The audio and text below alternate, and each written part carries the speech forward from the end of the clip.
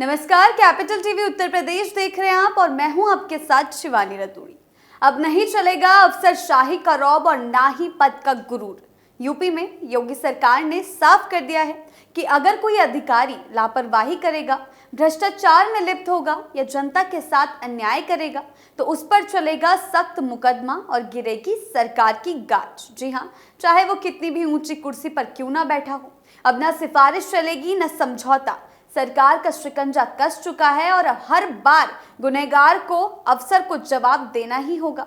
ये नया यूपी है जहां सिस्टम के भीतर छिपे बेईमानों की उल्टी गिनती शुरू हो चुकी है।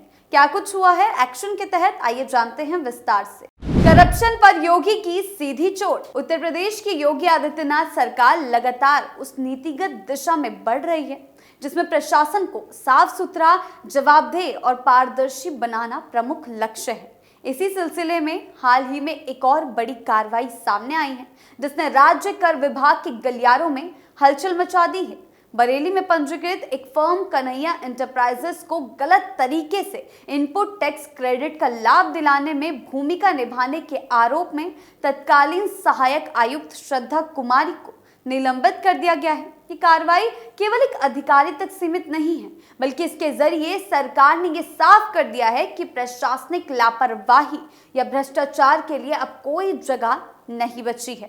ये कार्रवाई केवल आर्थिक नुकसान की भरपाई नहीं करती, बल्कि ये उस राजनीतिक और नैतिक संकल्प को भी दर्शाती है जिसके तहत योगी सरकार जीरो टॉलरेंस की नीति पर अमल कर रही है। श्रद्धा कुमारी इस वक्त प्रयागराज में उपायुक्त के पद पर तैनात हैं और अब उन्हें निलंबित कर जांच प्रक्रिया का सामना करना पड़ रहा है। योगी सरकार का एक्शन मोड। मामला तब और गंभीर हुआ जब विभागीय जांच में ये सामने आया कि कन्हैया एंटरप्राइजेस नाम की फर्म ने डीम्ड अप्रूवल मिलने के बाद भी अपनी गतिविधियों में अनियमितताएं जारी रखी।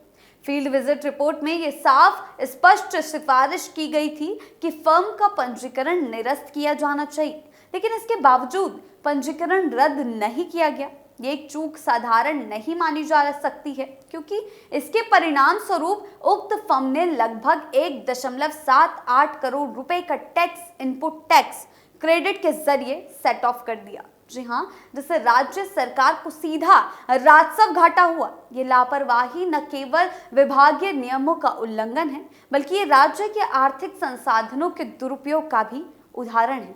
सवाल ये नहीं कि श्रद्धा कुमारी ने खुद लाभ उठाया या नहीं, बल्कि ये है कि उन्होंने समय रहते जरूरी कार्रवाई क्यों नहीं की।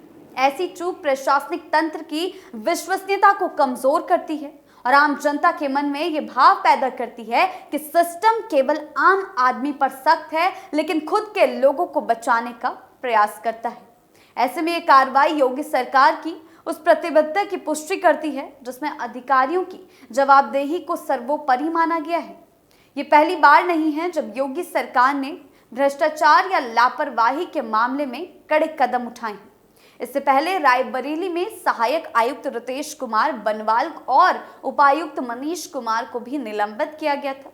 इन अधिकारियों पर भी सरकारी राजस्व को नुकसान पहुंचाने के गंभीर आरोप लगे थे। इन दोनों के खिलाफ जांच की जिम्मेदारी अपर आयुक्त कानपुर सैमुअल पाल को सौंपी गई और उन्हें 1 महीने के भीतर जांच पूरी कर रिपोर्ट सौंपने का आदेश दिया गया।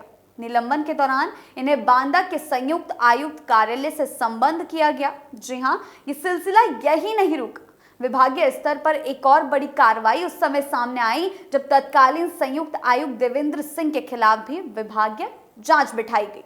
देवेंद्र सिंह पर आरोप है कि उन्होंने इस पूरी गड़बड़ी की सूचना समय रहते राज्य कर मुख्यालय और केंद्रीय जीएसटी के संबंधित अधिकारियों को नहीं दी और ना ही राजस्व को संरक्षित करने के लिए कोई त्वरित कार्रवाई की। इससे पहले यह भी साफ होता है कि यह पूरा मामला केवल 1-2 अधिकारियों की चूक का नहीं है, बल्कि पूरे तंत्र की सुस्त कार्यप्रणाली और लापरवाही और मिली भगत की ओर इशारा करता है। ऐसे में कार्रवाई सिर्फ जरूरी ही नहीं, अनिवार्य हो जाती है ताकि एक उदाहरण स्थापित किया जा सके।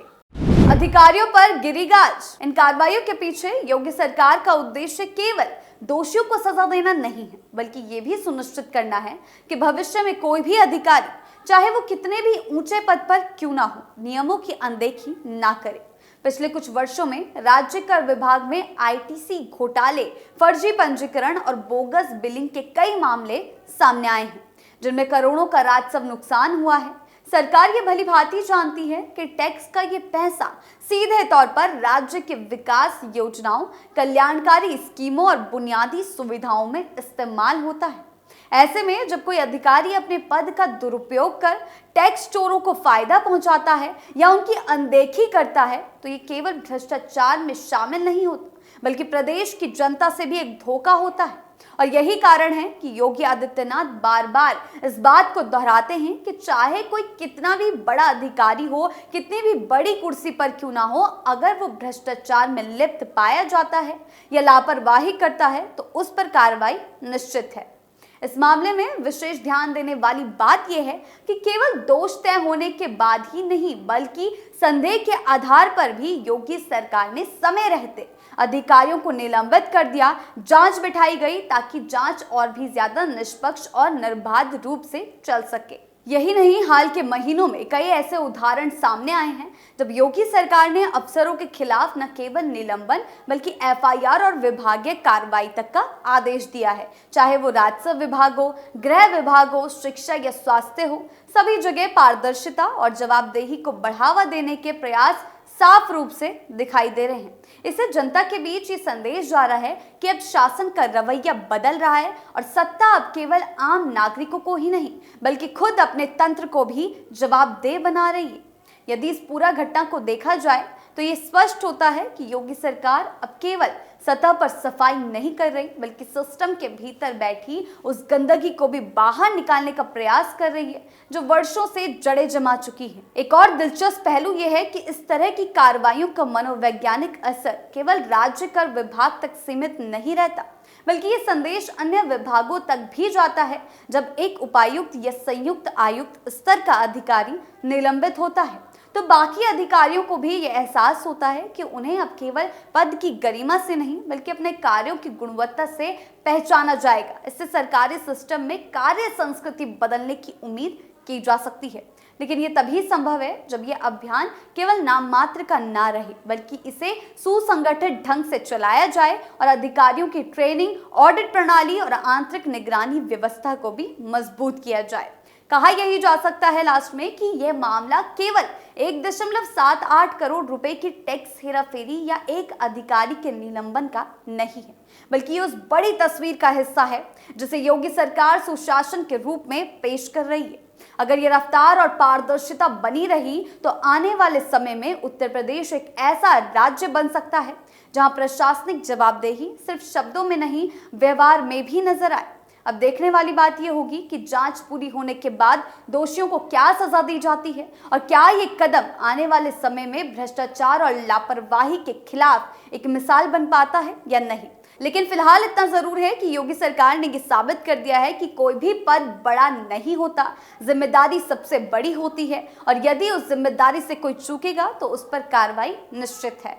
इस पूरे घटनाक्रम का सबसे महत्वपूर्ण संदेश यही है कि उत्तर प्रदेश की योगी सरकार अब शासन के उन मूल सिद्धांतों की ओर लौट रही है जहां जवाबदेही, पारदर्शिता और ईमानदारी सिर्फ भाषणों तक सीमित न रहकर व्यवहारिक धरातल पर लागू हो रही है।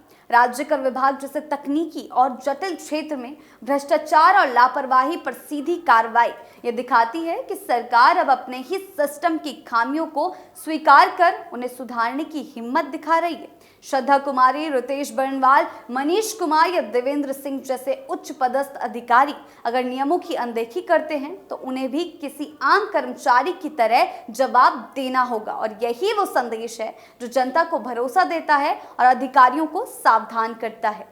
कड़ी निगरानी, समयबद्ध जांच और दोषियों को तय समय में दंड, यही उस सुशासन की रीढ़ है जिसकी परिकल्पना योगी आदित्यनाथ ने की है। अब निगाह इस बात पर होगी कि इन सभी मामलों में जांच कितनी पारदर्शिता के साथ होती है, योगी सरकार किस तरह का एक्शन लेती है और लापरवाह अफसरों को किस तरह से सबक देती है कि आगे से ऐसा कुछ करने की हिम्मत किसी अधिकारी की ना हो।